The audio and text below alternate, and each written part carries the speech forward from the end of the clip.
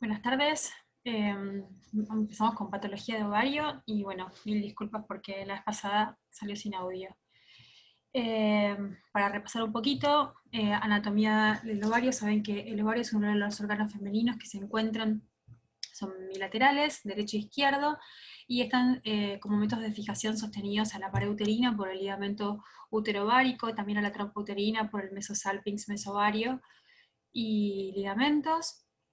Básicamente son órganos intraperitoneales, y con respecto a la histología, una de las características, que esto obviamente nos va a servir para tener en cuenta de dónde van a surgir las patologías, sobre todo tumorales, el ovario tiene una corteza, que es gran parte del órgano, una médula, está revestido por un epitelio de revestimiento que es idéntico al mesotelio peritoneal, que es un epitelio cúbico simple.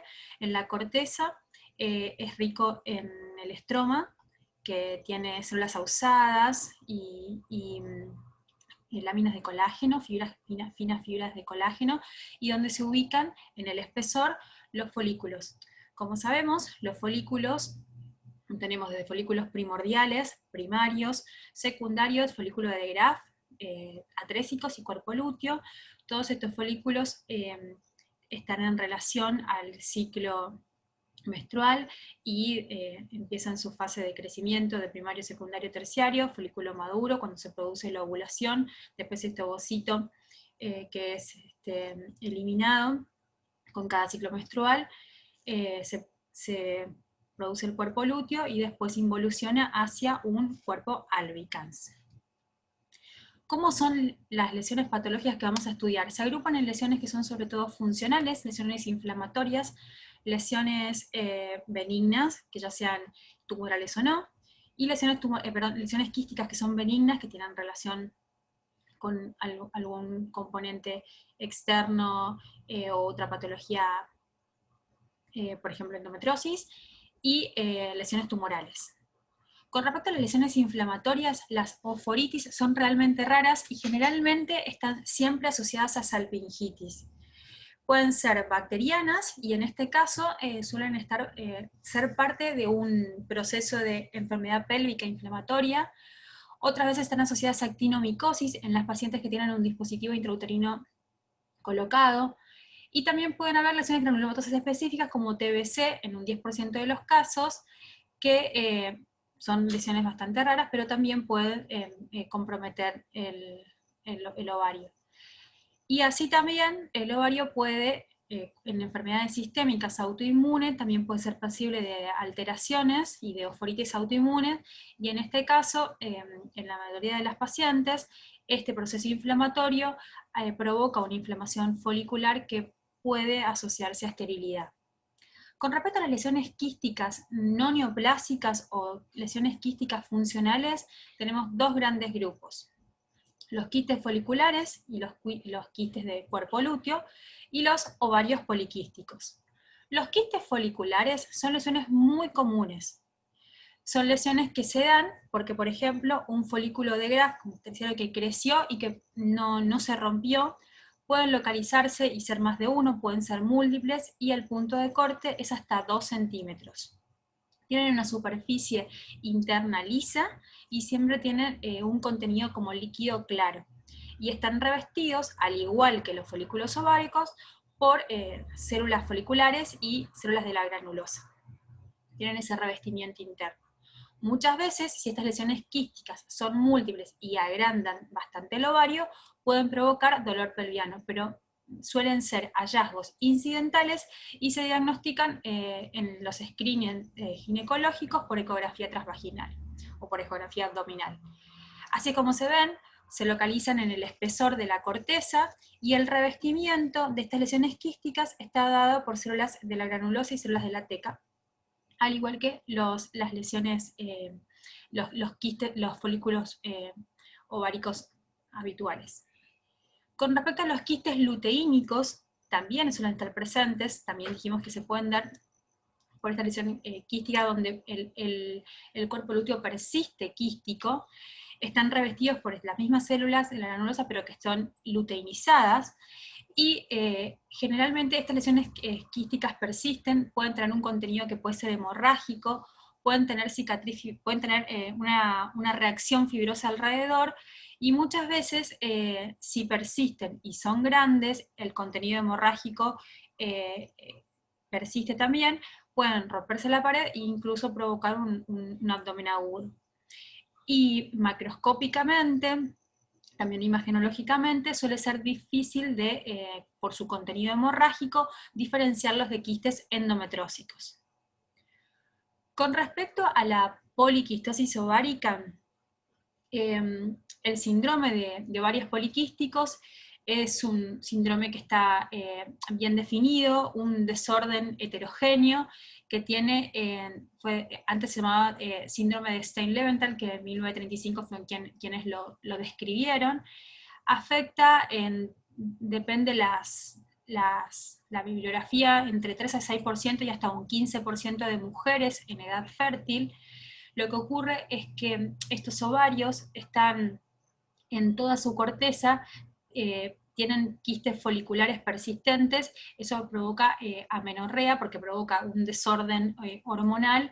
Muchas pacientes tienen como característica anovulación persistente, también ese desorden hormonal hace otras alteraciones endocrinas y muchas veces se asocian con obesidad, con hirsutismo, por ese desorden hormonal, virilismo, y la característica es que los ovarios están aumentados hasta 2 veces su tamaño, tienen lesiones que son quísticas subcorticales, que pueden medir entre 0,5 y 1,5 centímetros, y otra de las características es que son todas las lesiones similares que reemplazan la corteza, y suelen tener hiperplasia de la teca interna. Es un síndrome heterogéneo y obviamente el diagnóstico no se conoce una etiología, la etiología es multifactorial, no hay una etiología definida. Sí, obviamente estos síndromes se empiezan a estudiar porque se diagnostican en mujeres de edad fértil, lo que provoca esterilidad.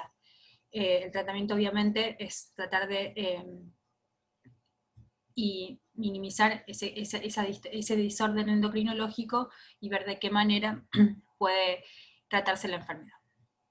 Con respecto a las lesiones tumorales, vamos a tener 3 grandes grupos. Recordando un poco, ¿se acuerdan la histología básica? Que teníamos el epitelio de revestimiento, en la corteza el estroma y las estructuras foliculares, y el otro gran grupo es los tumores que derivan de células germinales. Con respecto a los tumores epitelioestromales, que son los más frecuentes y que van a derivar del epitelio de superficie, vamos a tener un gran grupo y vamos a ver diferentes. Los más importantes y los más frecuentes son los tumores serosos, después los tumores mucinosos, también los endometroides y de células claras. Con respecto a los tumores de los cordones sexuales, y vamos a ver que dentro de cada uno de estos vamos a tener una variabilidad desde benignos a malignos, pasando por una transición de tumores borderline. Los tumores de los cordones sexuales y el estroma, 3 grupos importantes: los tumores de célula de la granulosa, los tumores bien estromales o de tipo mesenquimáticos de la teca y fibromas del estroma, y tumores de células de Sertoli y Leydig. Y dentro de los tumores germinales, bueno, depende la celularidad, el origen embriológico que tengan las células, vamos a ver los distintos tipos de tumores germinales. Entonces, con respecto al cáncer de ovario, tiene una incidencia anual que en los países desarrollados suele ser baja. El problema que tenemos es que 3 de cada 4 casos se presentan en estadios avanzados, y esto hace que el pronóstico global siga siendo malo, con sobrevidas prolongadas que no sobrepasan el 30%. La edad media de diagnóstico para los cánceres de ovarios es de 60 años, más o menos, en esa quinta, sexta década. Los más frecuentes son de origen epiteliales, que son el 85% de los casos, y dentro de estos, los carcinomas serosos son los prevalentes o los más frecuentes. Tienen muchos factores de riesgos asociados, entre ellos la historia familiar, las disgenesias gonadales y la nuliparidad son los más frecuentes y estudiados, y a la vez hay mutaciones asociadas genéticas, recordemos los genes BCRA1 y BCRA2 que estudiamos en cáncer de mama, que también están asociados en los síndromes genéticos mama-ovario. Todas estas lesiones tumorales generalmente, como debutan, dijimos, en un estadio avanzado, generalmente se tratan con un enfoque quirúrgico que suele ser agresivo, porque requiere extensas resecciones, que generalmente se continúan con tratamiento quimioterápico, y aproximadamente el 50% de las pacientes entrarán en remisión clínica, pero no obstante, entre un 70 y un 90% de las mismas generalmente termina teniendo recaídas de la enfermedad y eventualmente fallecen por la enfermedad. El 5% de todos los carcinomas tienen una causa hereditaria asociada, y bueno, dentro de estos los más frecuentes son el síndrome mama-ovario, que dijimos que están las mutaciones germinales de los genes BRCA1 y BRCA2. Recordemos que estos desórdenes genéticos están asociados a las proteínas de reparación del DNA. También el síndrome de Lynch, que afecta cáncer de colon, ¿se acuerdan? El cáncer hereditario no polipoide, también cáncer de mama y cáncer de endometrio, sobre todo. Hoy en día se estudian mucho las proteínas de inestabilidad microsatelital, que son las que están alteradas en el síndrome de Lynch. Son 4, MLH1, MSH2, MSH6 y SM2. Y estos son los síndromes genéticos más importantes que pueden estar asociados genéticamente a los carcinomas de ovario. Con respecto a los tumores benignos, que son más frecuentes obviamente que los tumores malignos, representan casi un 80%, y la edad de presentación de las lesiones tumorales benignas del ovario es entre los 20 y los 45 años. Con respecto a los tumores malignos, bueno, uno de los datos importantes a tener en cuenta cuando uno tiene una masa anexial o gonadal en estudio en una paciente, es que cuando las pacientes son jóvenes, uno siempre debe pensar como grupo etario que las más frecuentes son las lesiones germinales y las lesiones epiteliales para las pacientes que son generalmente perimenopáusicas. La mayoría de las lesiones pueden ser bilaterales. El crecimiento tumoral se da como masas sólidas o quísticas, y que pueden ser a veces fijas o a veces heterogéneas y friables. Se diagnostican muchas veces por hallazgos incidentales, y tienen ciertas características de malignidad ecográfica, como la heterogeneidad, en las lesiones que son sólidas y quísticas, que presentan tabiques gruesos, y que muchas veces se evidencian dentro de esas lesiones, porque las lesiones generalmente crecen formando estructuras quísticas y multicavitadas, y muchas veces en el interior de esas lesiones quísticas o cavitadas hay proliferaciones papilares. El marcador tumoral que está asociado a los carcinomas de ovarios es el CA125. Entonces dijimos que clínicamente las pacientes que presentan tumores de ovario se presentan en estadios avanzados, y muchas veces obviamente esto pasa porque la localización anatómica hace que las lesiones puedan crecer bastante hasta que produzcan signos o síntomas de alerta, y esto hace que el 75% se diagnostique en estadios avanzados.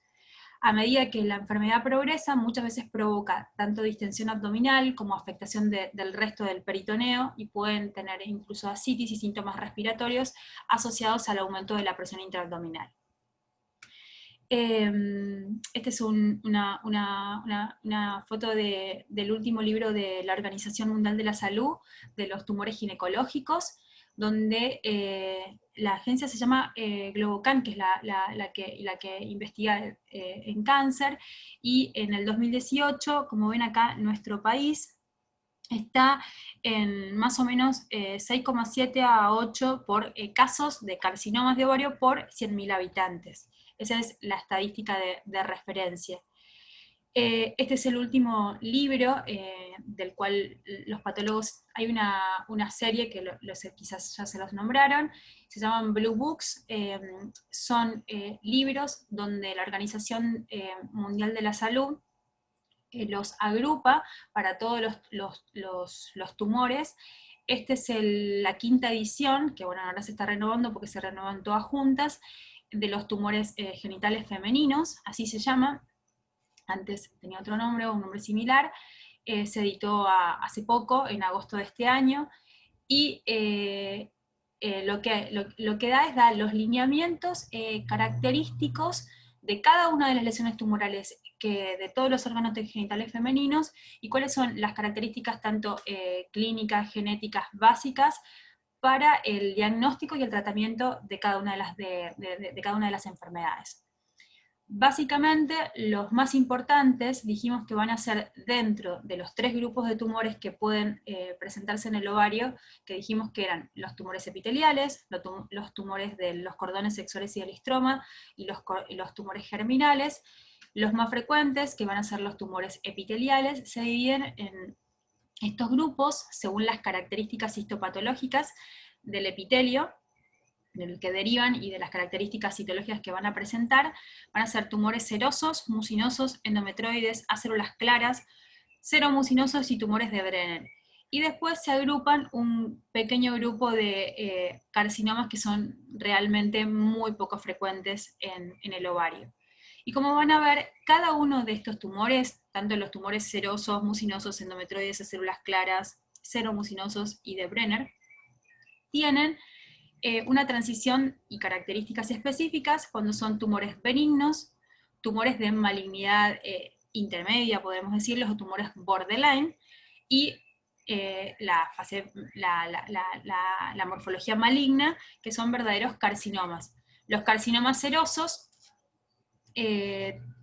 los carcinomas serosos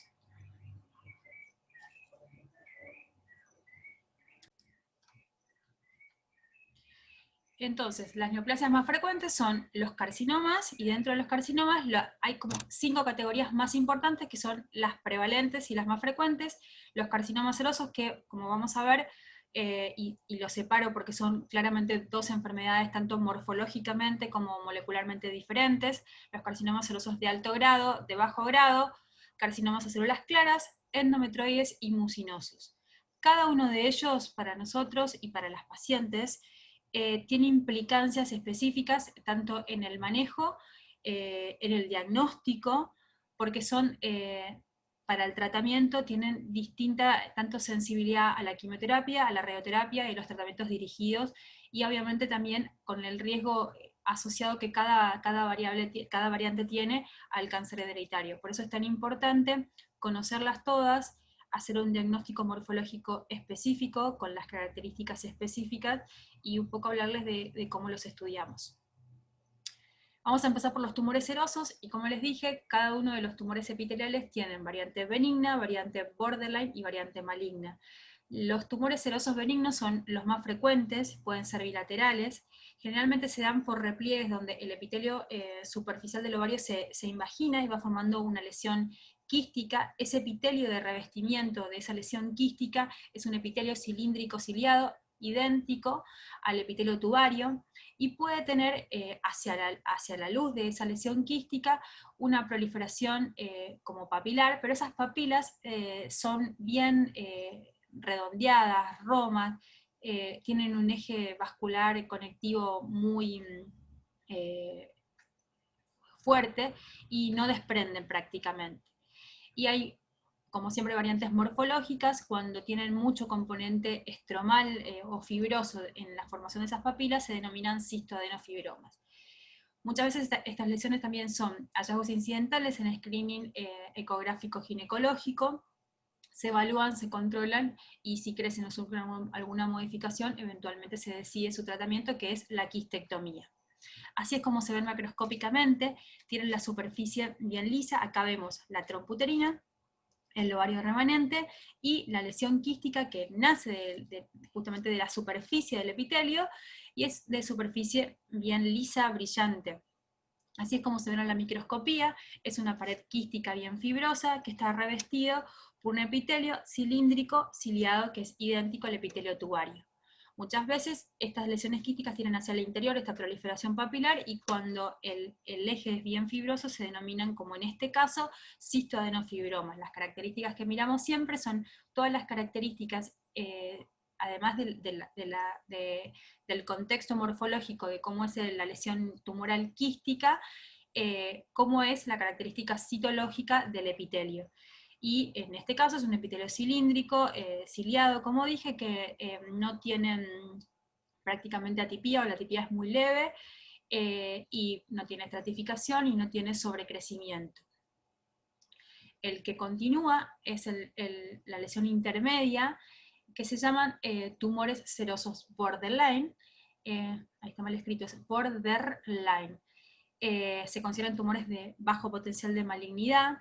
Son proliferaciones que generalmente también son proliferaciones donde a partir del epitelio hay un crecimiento y una lesión tumoral que es como quística, y hacia el interior proliferan estructuras papilares, que como ya se ve aquí morfológicamente, estas estructuras papilares tienen una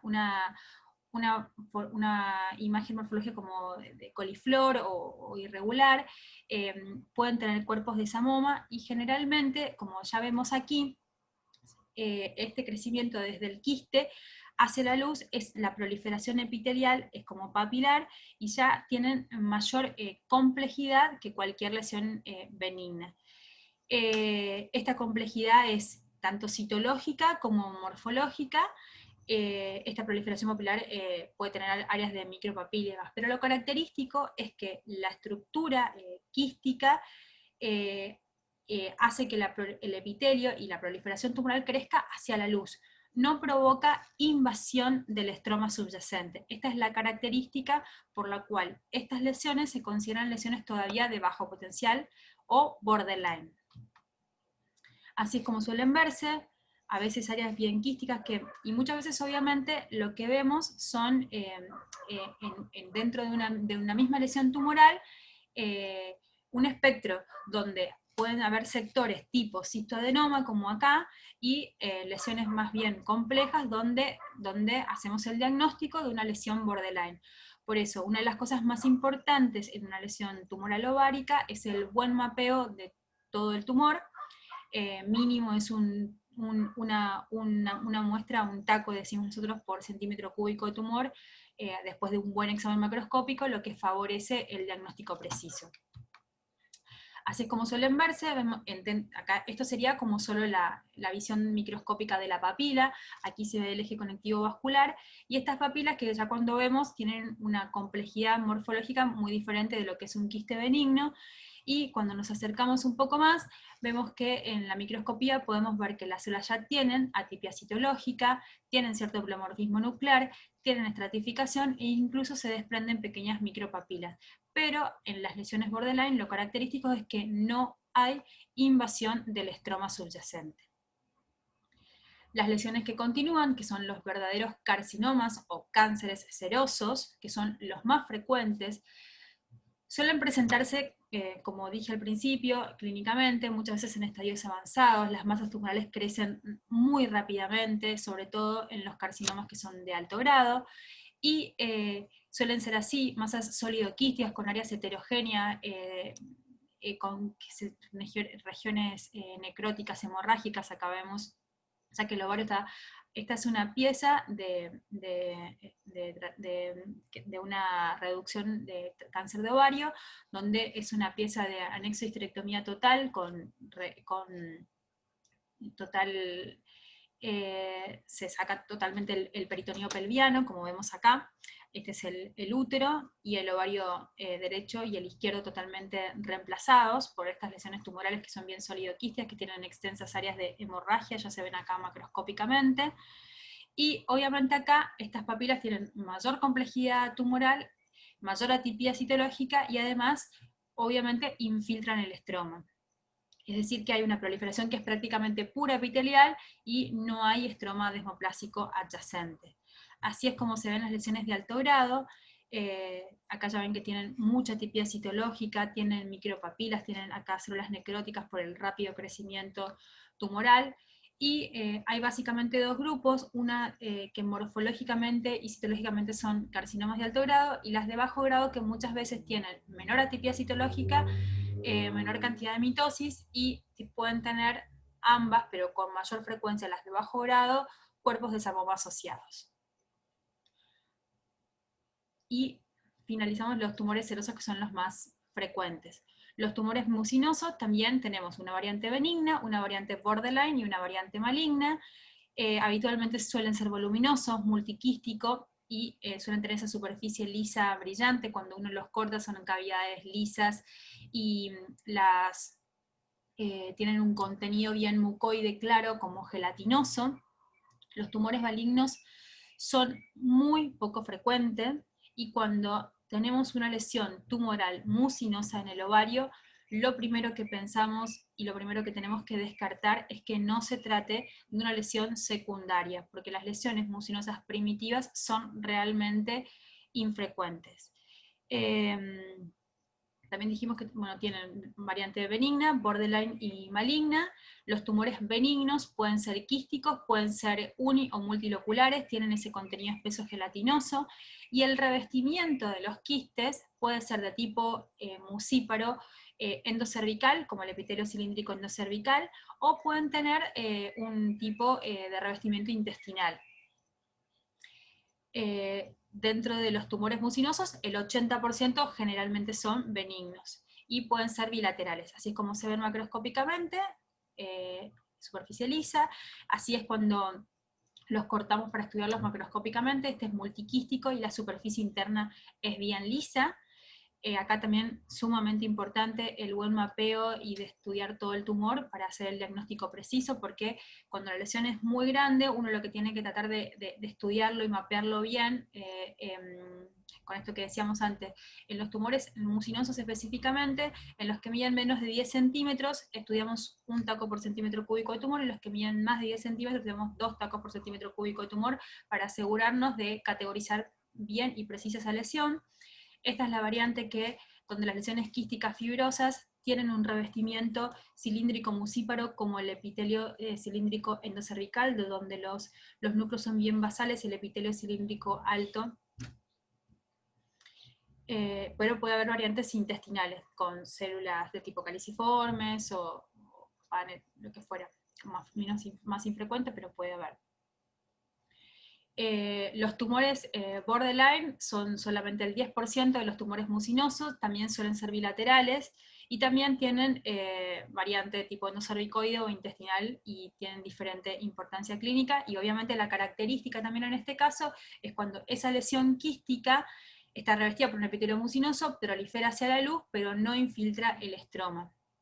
Así es como suelen verse, suelen tener como cavidades más pequeñas y más grandes, que alternan como focos microquísticos, rodeados por un estroma bien fibroso, y así es como se ven esas proliferaciones. Se ven los quistes que con la proliferación hacia la luz. Acá vemos que tiene ya característicamente mayor atipia citológica, con células de tipo caliciformes. Esta es la variante de tipo endocervicoide, y con mucha mayor complejidad que un quiste benigno. Los carcinomas mucinosos, una de las características, como dije al principio, es que los tumores mucinosos, siempre que uno evalúa un tumor, tiene características mucinosas, lo primero que tienen que pensar es que si es una lesión secundaria, y descartar cualquier otro tipo de lesión gastrointestinal en cualquier sitio, gástrico alto, esofágico, unión gastroesofágica, incluso apendicular, antes de diagnosticarlo. Eso es una de las condiciones más importantes, el contexto clínico de cada una de las pacientes. En el caso de que la lesión sea única y que muchas veces la lesión tiene solo sitio de origen ovárico, una de las cosas que nos ayuda mucho, como dije al principio, es que como son lesiones quísticas que crecen y sólido-quísticas y bastante grandes, el espectro en el que presentan, donde tienen áreas benignas, áreas tipo borderline y áreas de verdadero carcinoma, son las que más nos van a ayudar al diagnóstico de un carcinoma mucinoso primitivo del ovario. Bueno, obviamente los verdaderos carcinomas tienen invasión del estroma, y muchas veces esa invasión es así bien infiltrativa, en un patrón confluente o en un patrón infiltrante irregular. Representan el 10% de los tumores del ovario, y pueden ser bilaterales, y pueden, como dije antes, una de las cosas que nos ayuda a veces a hacer el diagnóstico es el tener en la misma lesión tumoral un espectro de lesiones benignas, borderline y malignas. Así es como suelen verse, combinan estos patrones los carcinomas mucinosos, o sea, áreas más heterogéneas con mayor atipía y áreas menos heterogéneas o de atipía más baja. Y esta combinación donde se ven áreas de verdaderos carcinomas con sectores que parecen más de tipo borderline. El diagnóstico importante en estos casos es, bueno, una vez que uno diagnostica que tiene un foco de carcinoma ya es más fácil, pero siempre hacer un buen mapeo y evidenciar cada una de las características de que no haya tumores combinados o descartar algún sitio de secundario. Eso es lo más importante para los tumores mucinosos. Y después tenemos el grupo de los tumores de Brenner, que el origen, el epitelio simula un epitelio de tipo transicional como el que reviste la vía urinaria. Los tumores de Brenner también tienen su variante benigna, borderline y maligna.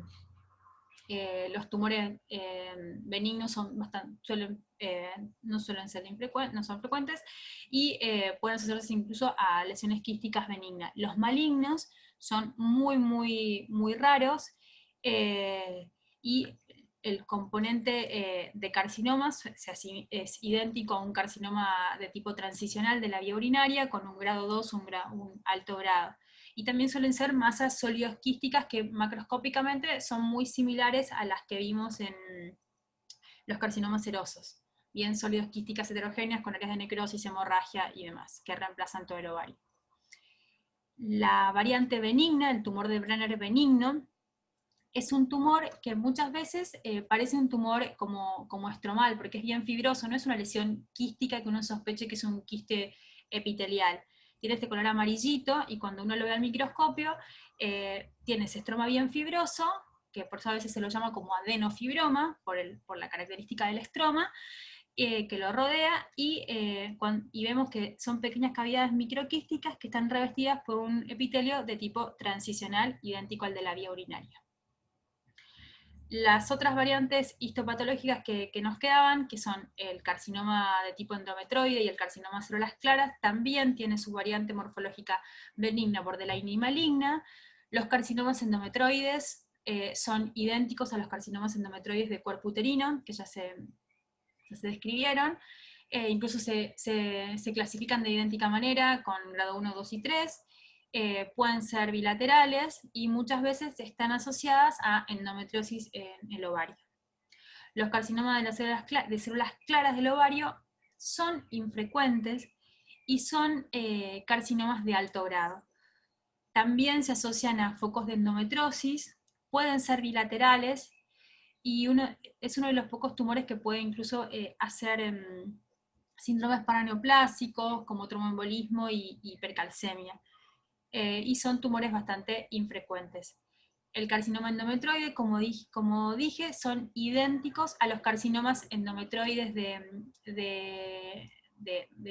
cuerpo uterino, y se dividen en grado 1, 2 y 3, y cuando uno los gradúa, siempre tiene que tener en cuenta el componente sólido sin evaluar las áreas que conforman mórulas escamosas, que siempre suelen estar asociadas. Los carcinomas a células claras tienen un patrón característico que pueden ser sólidos, como patrón papilar, como en estas zonas, o un patrón tipo túbulo glandular. Y la característica es que son tumores de alto grado, y citológicamente las células tienen un núcleo con bastante pleomorfismo, con núcleo evidente y con las membranas plasmáticas evidentes. Y o pueden tener esta imagen bien característica de la membrana plasmática evidente como bien células claras, y a veces tienen esta conformación con un citoplasma más eosinófilo con células en tachuela. Tienen un patrón característico, y bueno, una de las cosas más importantes cuando hace un patrón papilar es hacer el diagnóstico diferencial con los otros carcinomas que pueden estar presentes en el ovario, sobre todo con los carcinomas serosos de alto grado, sobre todo porque el pronóstico de estas pacientes es bastante diferente. Son carcinomas de alto grado y muchas veces son poco respondedores al tratamiento con quimioterapia y demás.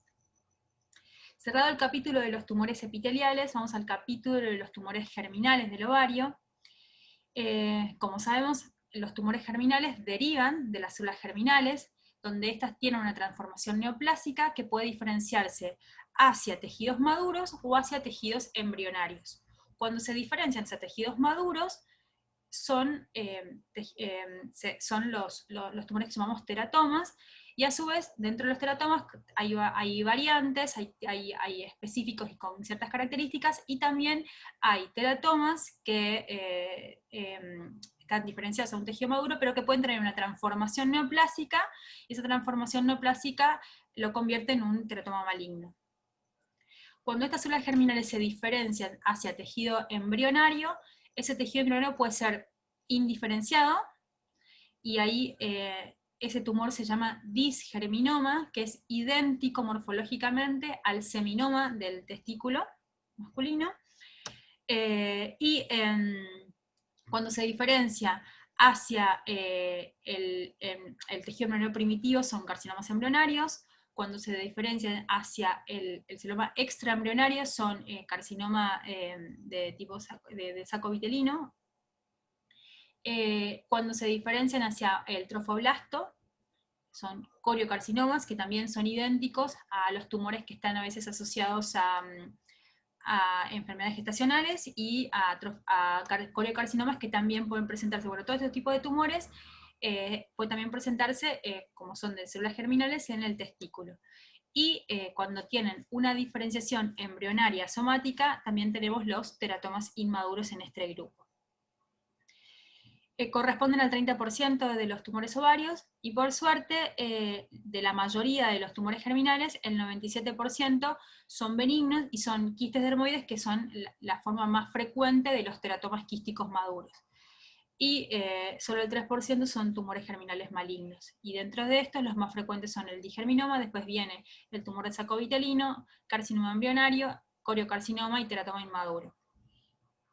Con respecto a los digerminomas, que dijimos que son dentro de los germinales malignos los más frecuentes en el ovario, son el 5 al 10% de los tumores ováricos, generalmente se presentan entre las primeras décadas de la vida, en las 2 primeras décadas, pueden ser bilaterales, y la característica de estas células es que hay una proliferación tumoral que reemplaza totalmente el ovario, que suele ser casi siempre sólido, y la característica de las células, que bueno, obviamente son células de tipo germinales, y que tienen estas características, que hay una proliferación que vienen en plancha difusa de células germinales que tienen este citoplasma claro característico, son indiferenciadas, y suelen tener el infiltrado inflamatorio linfoplasmocitario asociado.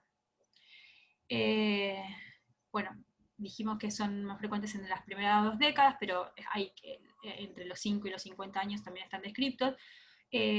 Como marcadores tumorales pueden presentar aumento de la gonadotrofina crónica humana, porque incluso puede haber un foco parecido al trofoblasto, y que sea como tipo coriocarcinoma. Y estas células germinales indiferenciadas, microscópicamente se ven así, en planchas sólidas, que son citoplasma bien claro, membrana plasmática evidente, y el núcleo con el núcleo característico.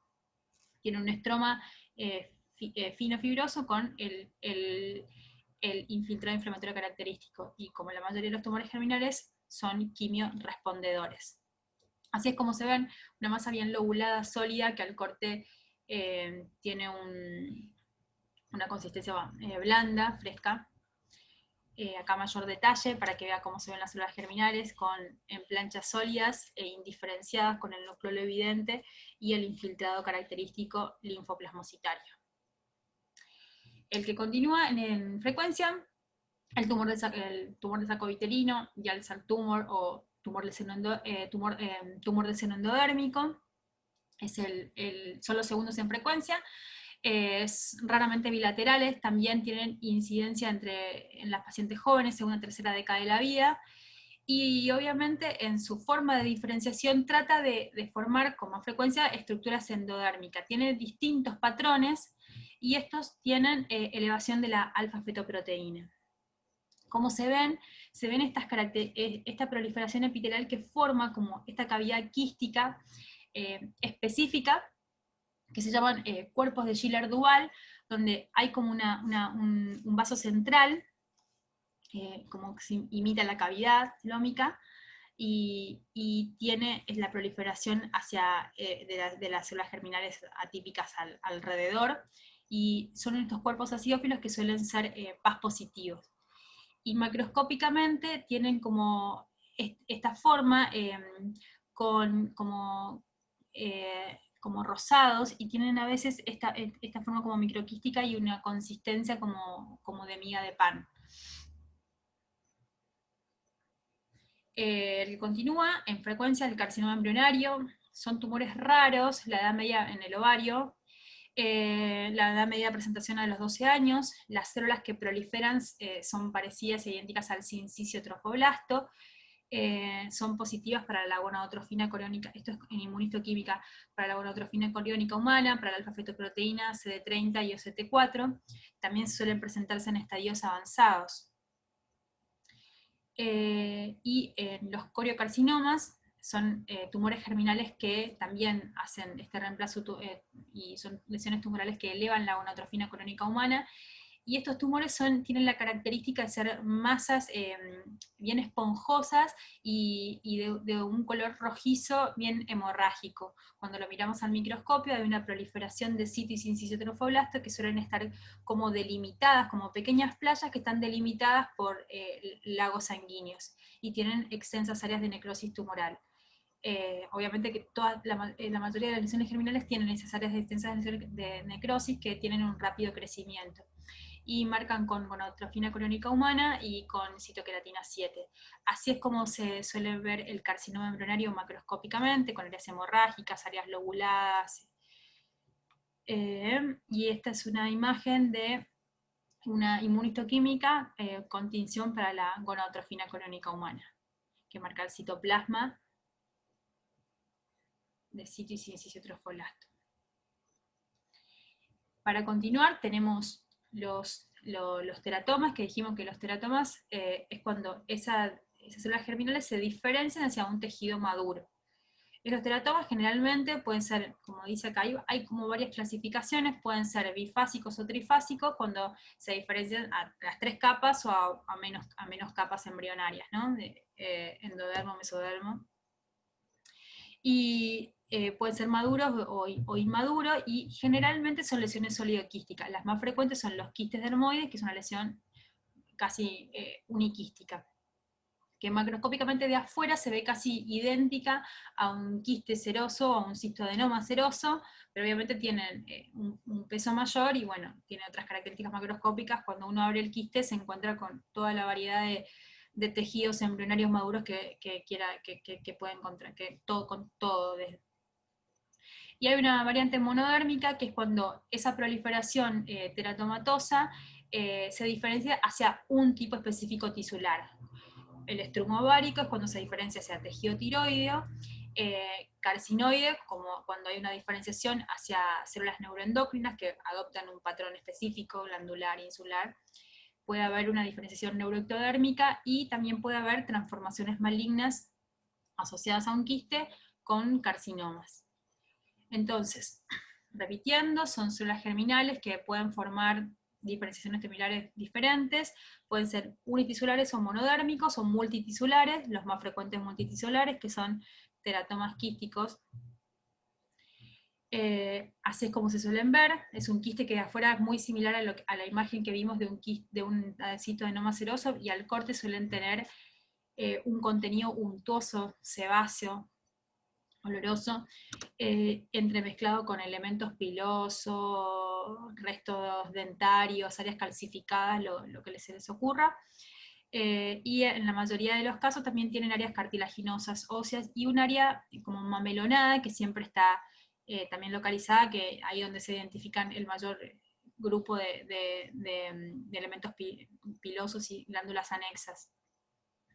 Y estos teratomas maduros, obviamente, como dije, de todos los tumores ováricos, siempre se estudian bien, siempre se hace un buen mapeo de toda la lesión tumoral, porque una de las cosas más importantes es ver y describir cada uno de los tejidos maduros que uno encuentra, que generalmente es el gran porcentaje de la masa tumoral, y lo principal en el estudio de los tumores de los teratomas es descartar que no tenga elementos ni inmaduros o que tengan transformación maligna. Dentro de las transformaciones malignas, la más frecuente es el carcinoma epidermoide, y bueno, le siguen en frecuencia adenocarcinomas de tipo intestinales, carcinomas de tiroides localizados en el estruma, pero el más frecuente es el carcinoma epidermoide y cambia radicalmente el pronóstico de la enfermedad.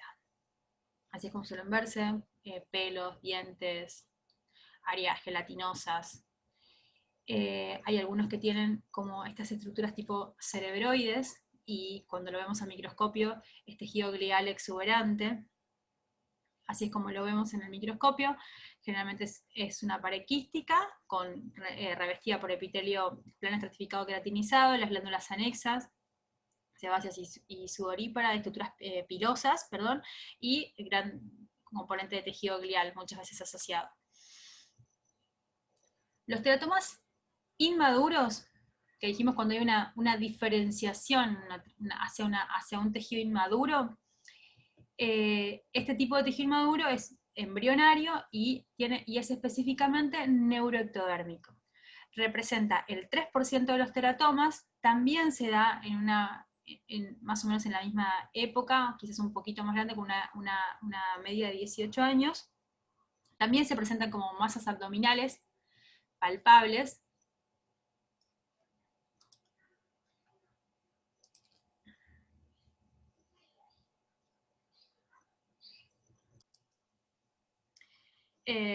Y generalmente los pacientes, en estos casos, la mayoría de las veces como se presentan como una enfermedad más avanzada, con lo que se llaman implantes o localizaciones ya también de implantes en el peritoneo, enfermedad diseminada del peritoneo, y muchas veces esos implantes tienen la característica que tienen gran componente de tejido glial, y más raramente pueden dar metástasis por vía hematógena. Entonces, el componente inmaduro es una diferenciación hacia un tejido embrionario, que es finalmente neuroectodermo. Así es como se ven, o sea, esa masa tumoral tiene todos los tipos de tejido diferenciados, pero tiene algún foco de diferenciación inmadura como neuroepitelio, es lo que solemos decir.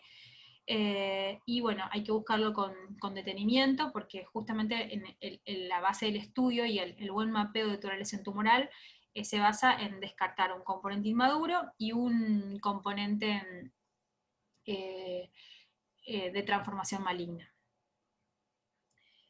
Y obviamente el cambio radical, porque la mayoría de los tumores teratomatosos generalmente se tratan con cirugía, los teratomas maduros, pero los inmaduros y los que tienen algún tipo de transformación o pueden estar asociados a otro tipo de lesión tumoral, tienen que requerir además tratamiento con quimioterapia.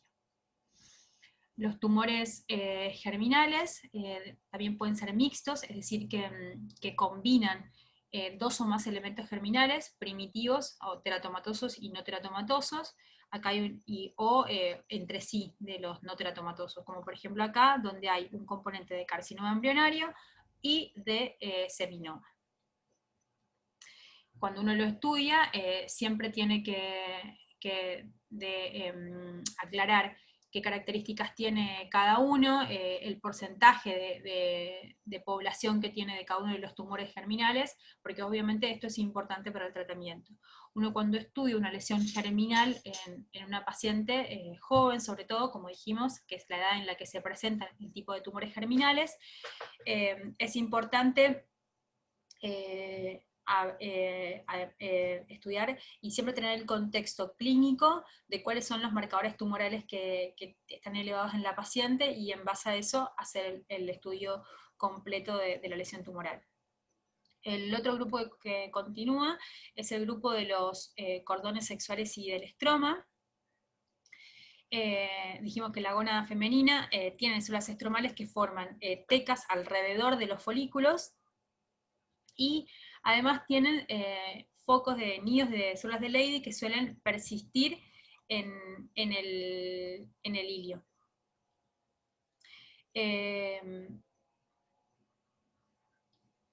Son nada más que el 5% de los tumores primitivos del ovario, generalmente son funcionantes, y depende del tipo histológico, y lo que produzcan es la característica de clínica que pueden estar asociadas. Los más frecuentes son los fibromas, que son masas bien fibrosas y que sólidas, circunscriptas. También hay variantes de tipo fibrotecomas o tecomas. Y el 10%, lo más frecuente, son tumores de células de la granulosa. Tienen comportamiento benigno, los fibromas y los tecomas, y los restantes, los de la célula granulosa, los tumores de Sertoli-Leydig y los tumores de células esteroides, que son un grupo rarísimo, pero que también es un grupo de tumor que está dentro de esta categoría, tienen un potencial bajo de malignidad, es decir, que pueden recaer a distancia o hacer recaídas posteriores. Bueno, la clasificación de este grupo es tecoma, fibroma, y la variante maligna son fibrosarcomas y tumor esclerosante estromal. El tumor sólido más frecuente, benigno, dentro de este grupo, de los tumores del estroma, es el fibroma, y hay un síndrome que cuando estas lesiones tumorales se asocian a citis, se llama síndrome de Mace. Y el diagnóstico diferencial de los fibromas es, cuando son bastante celulares, es con la variante maligna como fibrosarcoma. Y acá entran los criterios que se usan para todos los tipos de lesiones, como de partes blandas de alto grado, si tiene mitosis, si no tiene mitosis, si qué cantidad de atipía tiene, y si tiene áreas de necrosis. Así es como se ven los fibromas, son casi idénticos, tanto macroscópicamente como microscópicamente, a los leiomiomas que suelen estar localizados en la pared miometral del útero. Hay una proliferación de células fusiformes ovales que producen colágeno, así es como se ven, pueden tener estas áreas hialinizadas, y son núcleos pequeñitos, ovales, bastante homogéneos, prácticamente no tienen mitosis atípicas, y pueden tener áreas hialinizadas. Los tecomas tienen, por un lado, la proliferación idéntica de células fusiformes como los fibromas, pero además tienen entremezcladas células tecales que contienen contenido lipídico y le dan esas áreas que son como más amarillentas. La edad media es a los 50 años, y pueden provocar sangrado uterino porque producen bastante estrógeno y más raramente virilización. Los tumores de la granulosa, bueno, como dijimos, estos tumores son de las células que están alrededor de los folículos, y estos tumores están, tienen dos variantes, una variante juvenil y una variante de tipo adulto, pero cada una de estas puede presentarse, la de tipo juvenil en mujeres adultas y la de tipo adulto en niñas. Las del tipo adulto, bueno, están descritas en mujeres posmenopáusicas, son tumores raros, menos del 5%, tienen funcionalidad estrogénica, así que producen estrógenos, pueden manifestarse además de la masa tumoral, como trastornos menstruales en la edad reproductiva o meteorragias de la posmenopausia. Hay un crecimiento tumoral que son como muy friables y pueden tener áreas extensas de hemorragia intratumorales, entonces por ahí causan ruptura hacia el peritoneo, y esto puede provocar abdomen agudo. Macroscópicamente son lesiones sólidas quísticas de un color blanco amarillento, de una consistencia blanda, y sectores así como amarronados, así es como se ven. Áreas sólidas y áreas quísticas. Y cuando los miramos al microscopio, esta proliferación es de células uniformes, tienen un núcleo característico oval como en grano de café, que tiene una membrana nuclear plegada, es el patrón, la característica morfológica citológica, y pueden tener múltiples de patrones morfológicos, pero uno de los patrones más frecuentes y característicos es un patrón que se llama microfolicular, donde hay pequeñas estructuras delimitadas como microfolículos, como aquí y aquí, que tienen un material como laminario sinófilo en el interior, que se llaman cuerpos de Kollexner. Son como pequeños espacios y tienen este contenido de laminario sinófilo. Producen alfa-inhibina, y son también positivos para CD99, calretinina, vimentina y aislada y focalmente para citoqueratina. Bueno, son tumores bastante sólidos y tienen esta morfología característica. Así es como se ve en la citología. Hay una proliferación específica bien sólida y los núcleos son homogéneos, así bien ovales, con el grano de café y con la membrana plegada. Esa es como la imagen citológica característica para el diagnóstico de estos casos. Así es como se ven en la citología cuando uno hace una impronta en el estudio intraoperatorio. Después seguimos con los tumores de Sertoli-Leydig, que son los últimos de este grupo. Son tumores muy raros en el ovario, menos del 0,5%, también tienen una edad en que se desarrollan del 23 a 25 años. También suelen manifestarse por alteraciones endocrinas de producción estrogenia, que provoca alteraciones del ciclo menstrual, menometrorragia, precocidad, pseudoprecocidad, virilización, amenorrea y demás, y pueden producir alfa-fetoproteínas. Generalmente son unilaterales, pueden ser sólidos sólido-quísticos, como los tumores de ovario, generalmente crecen no tan rápido, pero tienen un tamaño cuando se diagnostican entre 12 y 10 centímetros, áreas sólidas, grises o amarillentas, áreas fiables, pueden tener también necrosis y hemorragia, y pueden asociarse a torsiones o infartos frecuentes. El tumor de célula de Leydig, hay una variante específica que se llama de androblastoma o anular. Es también una variante específica donde es un tumor sólido, también puede tener un diámetro variable como los anteriores, y microscópicamente lo que vemos es que hay una proliferación de elementos bien tubulados, como se ven en esta fotomicrografía, y que te han revestidos estos túbulos por células cúbicas o cilíndricas. O sea, en estos casos es muy importante ayudarse, además de la clínica de la paciente, y de hacer un buen diagnóstico diferencial para no diagnosticarlo como un tumor epitelial. El 2% de los casos son estrogénicos y funcionales, y tienen un curso usualmente benigno. Se tratan quirúrgicamente y después se controlan. Los tumores de células de Leydig solamente suelen darse en pacientes de posmenopáusicas.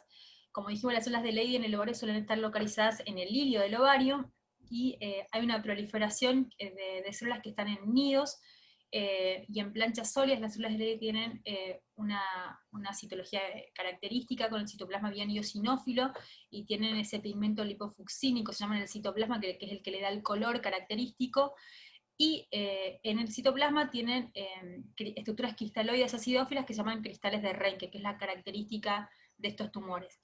El 80% de los casos dan síntomas tipo androgénicos, y pueden acompañarse obviamente por asociarse por esta causa a metrorragias e hiperplasia endometrial. Y también generalmente tienen un comportamiento benigno. También marcan con alfa-inhibina todos los tumores de Sertoli-Leydig y de los cordones sexuales en general.